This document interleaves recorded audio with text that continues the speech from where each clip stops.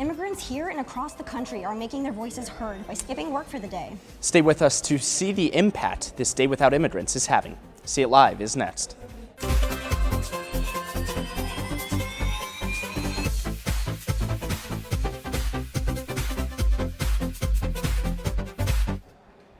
Immigrants across LA are staying home from work in protest of President Trump's push to deport immigrants. Right now, there's a rally in Boyle Heights to protest recent raids by federal agents. Let's go live to Gabriella Harris for more. Thanks, Mark and Madison. I am here on the corner of Boyle Heights and First Street, where, as you can hear right behind me, there is a protest going on about immigration rights here in Los Angeles and throughout the United States. Now, this is in conjunction with a Day Without an Immigrant, which has been going on throughout the day, where many immigrants have taken the day.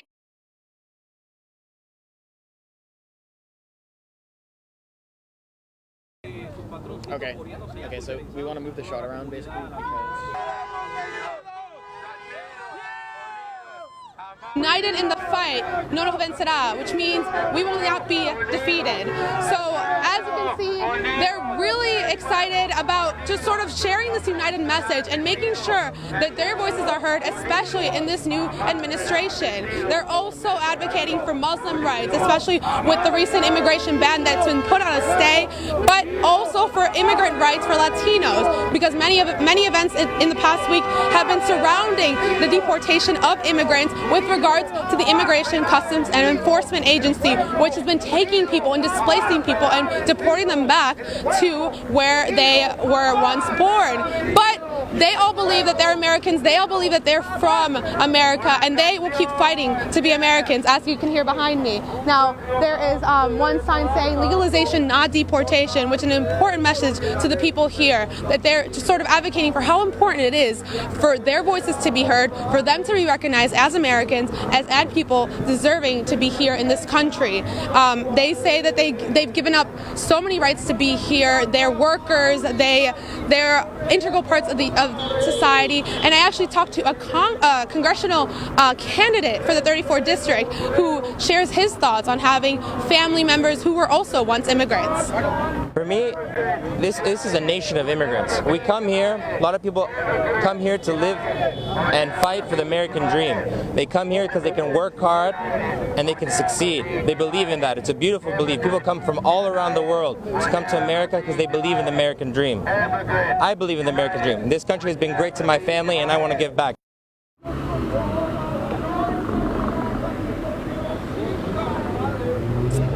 And so you can kind of hear a little bit of singing right now behind me. They've been sort of chanting and sort of enjoying celebration as well. They're not just protesting; they're sort of showing the unity of immigrant communities here in Los Angeles and in Boyle Heights. And right now, I have Sol Marquez. She is actually a member of Centro CSO, the community service organization here in Boyle Heights. And tell me a little bit about your personal experience with immigration. Yeah, my parents were once undocumented. They're from Mexico, and just like a lot of the families here in Boyle Heights, they did live in a lot of fear of ICE, of police who works hand in hand with ICE to essentially deport undocumented immigrants. So, we hear it all the time at our events, and a lot of the undocumented community is afraid to, fight back, but a lot of them are uniting. Today is a perfect example of them fighting back and saying, enough is enough. We're tired of the attacks.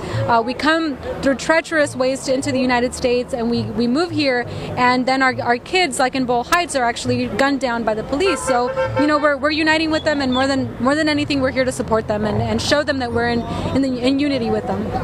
So obviously there's a lot of people that are in support of it, but we get the opposition as well, a lot coming up with sort of the Muslim ban and now with the deportations being conducted by ICE. What do you say to the people that are scared of immigrants, or that are scared of sort of the influx of immigration?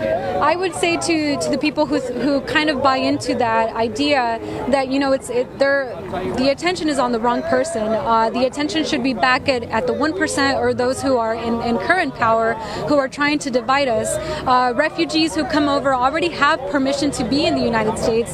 So the whole Muslim ban is actually an attack on people who already had permission to be here in the first place. So, we're here supporting the Muslim community. We're here supporting refugees, and we say that they're welcome here too, So again, we should focus on the billionaires like Trump who are actually just dividing us and trying to conquer us. Well, thank you so much for joining me today, and wish you the best of luck. Thank you so much. And now I'm going to turn it back to you in the studio. Thank you, Mark and Madison. Thanks, Gabby. Now, some areas all around Los Angeles look deserted today during the Day Without Immigrants. Annenberg Media's Lauren Day went to Santee Alley to see how many people took part in today's protest. Lauren? Yeah, Mark, well, anyone visiting the Fashion District today had an unusual sight, a rather empty and slow day at Santee Alley. I spoke to several workers who told me most of the businesses in the area are run by immigrants. So it was no surprise doors were closed. On a normal day, Santee Alley is bustling with people. These are businesses that are used to opening 7 days a week, 365. But today, many businesses in the Fashion District were closed. No one's open. This is peculiar. It's peculiar because many business owners and workers are sitting out to participate in the nationwide protest called A Day Without Immigrants. Hector did not want to give his last name, but is an immigrant worker in Santee Alley. He says many workers just didn't show up. He's like, no, I'm not coming to work. I'm standing for my peoples. I'm like, all right, I'll do it for you. Some of these workers here in Santee Alley tell me that even though they wanted to stay home and protest, many of them still had to come to work to get paid. Hector is one of those who would like to protest, but just can't. I have kids. There's families. There's things. There's people out here that have kids that I need to work. And he isn't the only one who needs to work. Sarah Brunet is an immigration lawyer who says we'd see even more immigrants protesting today if they could. Unfortunately, immigrants being a vulnerable population, most of them are not able to really stay home and not participate in our economy. A 2014 report by the California Immigrant Policy Center says immigrant workers brought in almost $650 billion to the state of California from 2010 to 2012. Some workers who would like to protest say they are proud of their fellow immigrants who are standing up to President Trump's efforts to deport immigrants. It shows a message to the country that they can function without us. President Trump announced today he plans to release a new immigration executive order sometime next week. Madison. The LA City Council voted unanimously yesterday to decriminalize street vending. It's a big win for immigrant advocates who say sidewalk sellers should not face criminal charges that put them at risk of being deported. I went downtown today to chat with the vendors about how the new policy and the new Day Without Immigrants is affecting them. One local vendor, working on the corner of 6th and Grand, says he has to work today to feed his family. He believes decriminalizing street vending will help not only sellers, but also the customers that they serve. We're trying to fit our families like everybody else, and we're not doing nothing illegal. We're just trying to survive. That's what we do, and it helps us a lot. Not just me, I guess everybody, because what we do is just provide food to the people. These guys work hard, and they're busy. A lot of people come and, partake in his foods. Instead of charging vendors with misdemeanors for selling, city council members are vowing to set up a regulated system. A restaurant worker says many immigrants work the jobs that many wouldn't want to. I know so many dishwashers, line cooks. They have 3 jobs, and they literally work morning and night, Monday through Friday, 365 days a year. And it's not fair to them that they're the ones that are getting, I guess, harassed, you can say, when in reality, they just want to feed their kids. And especially with having this, the food on the street legal, it's going to be even better because now they are going to be taxed. LA City staffers say that it could take weeks or months to figure out how to get permits to all of LA's street vendors. But in the meantime, vendors could still be cited or fined for selling food on the streets, although it would not be considered a criminal offense. Barrera says as an immigrant, he hopes others can have access to the same opportunities for success as he has.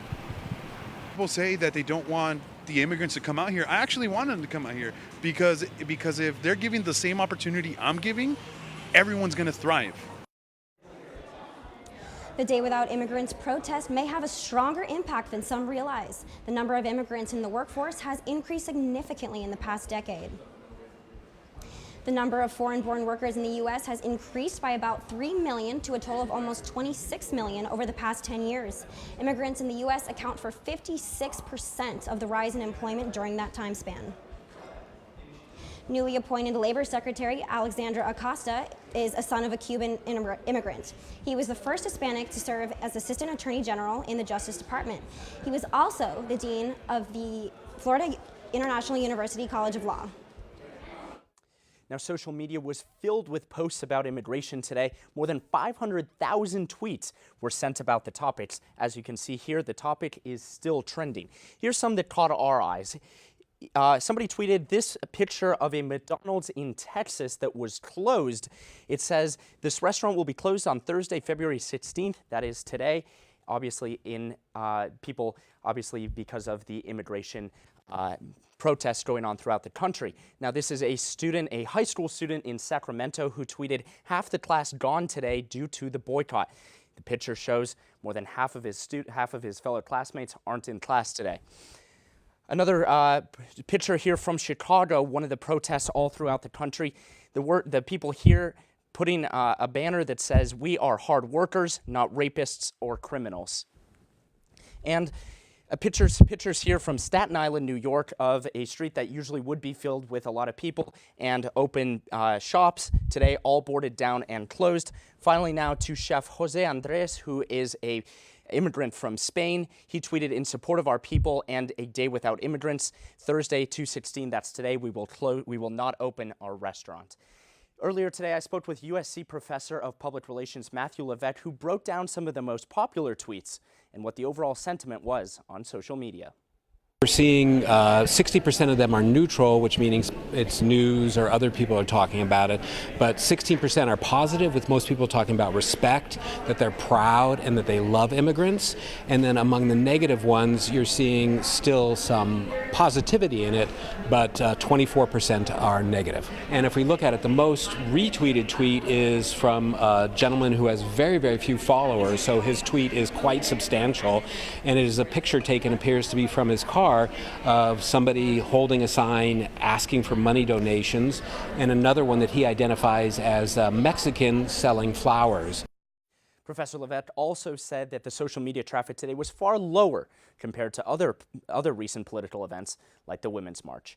Now, nearly a month after multiple on-campus protests, we asked Latino students from USC's El Centro Chicano about the importance of today's A Day Without Immigrants protest.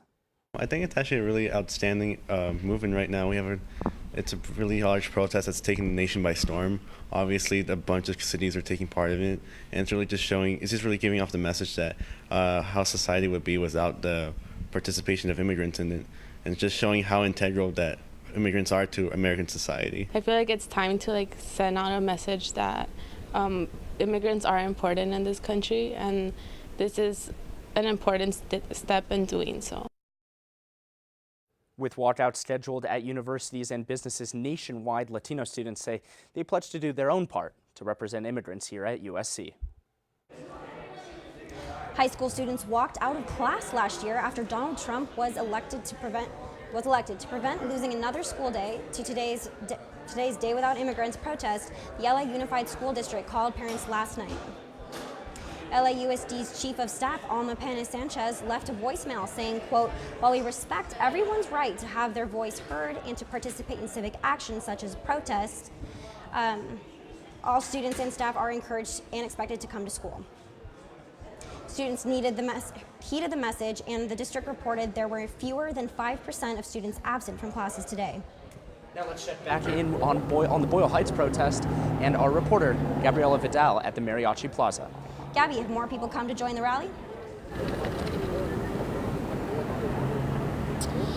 Thanks, Mark. And Madison, back here in Boyle Heights on the corner of 1st and Boyle Street. Now, the the overall protest may be over, but the fight for these community leaders, activists, and members of the community is not over. For them, this immigrant issue is ongoing and will not stop until their voices are heard by Trump's administration. Now, as you can see, it's dying down.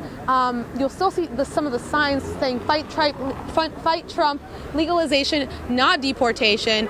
But overall, the crowd is dying down. They're ready to go back home to their families and, call it a night. But for them, this is an important issue. This is why they were here tonight, to protest, to show their support for immigrants everywhere, both Muslim, Latino, and any other immigrants living in the U.S. who have felt displaced or felt not welcomed in this new administration, in this new era, with all the new laws that have been taking place. Now, we're going to keep you updated as events go on in the future regarding immigration, regarding deportation, and everything as we approach more events in this Trump administration. Thank you so much for tuning in, and I'll turn it back to you in the studio, guys. Thanks, Gabby, and thank you for watching See It Live. From everyone at Annenberg Media, I'm Mark Salinger. And I'm Madison Weil. You can watch us on the web every week at uscannenbergmedia.com.